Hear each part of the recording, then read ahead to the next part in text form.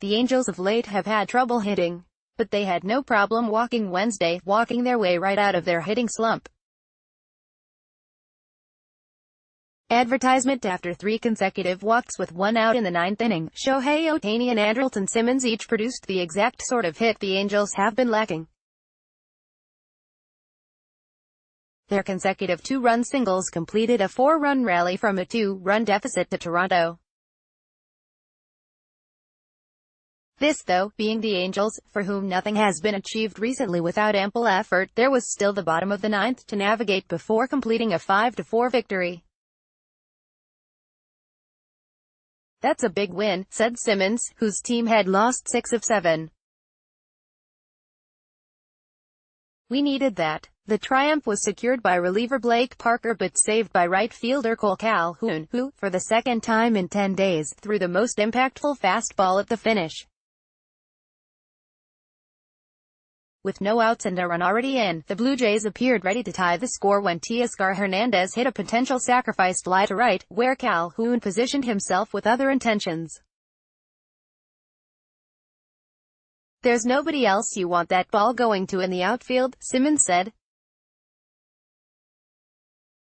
"You know he's going to give you a good throw every time he touches it." Breaking from third base was Curtis Granderson, who, at age 37, isn't as fast as once was, but he's still Curtis Granderson.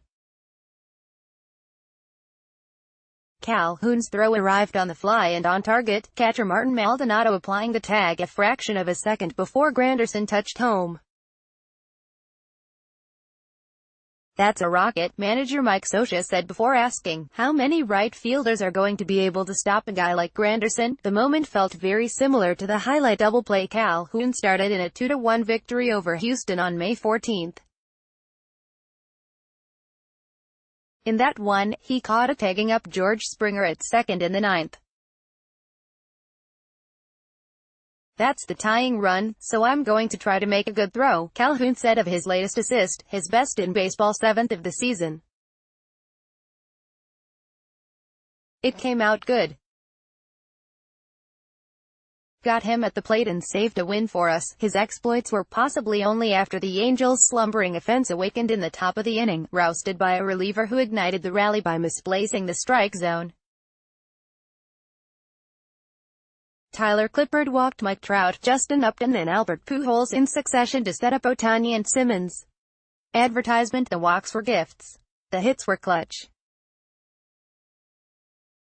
The runs were therapeutic. The Angels, who had been 0-18 when trailing after 8 innings, still haven't had as many as 10 hits in a game since May 11. "I had many opportunities earlier in the game to drive in runs and I wasn't able to do it," Ohtani said through an interpreter. "I was happy I was able to come through with that hit." The comeback helped soothe what had been building as a night of frustration for the Angels, their offensive struggles summed up in a maddening 6th inning. They put an odd twist on the old baseball saying about never making the first or third out at third base by making the first and third out at third base.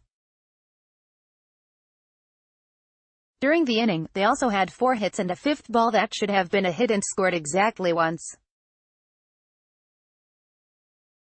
Calhoun was the second runner caught at third when he attempted to advance from first on a Trout single to left, directly costing the Angels a run because Maldonado, who was running home, hadn't reached the plate yet.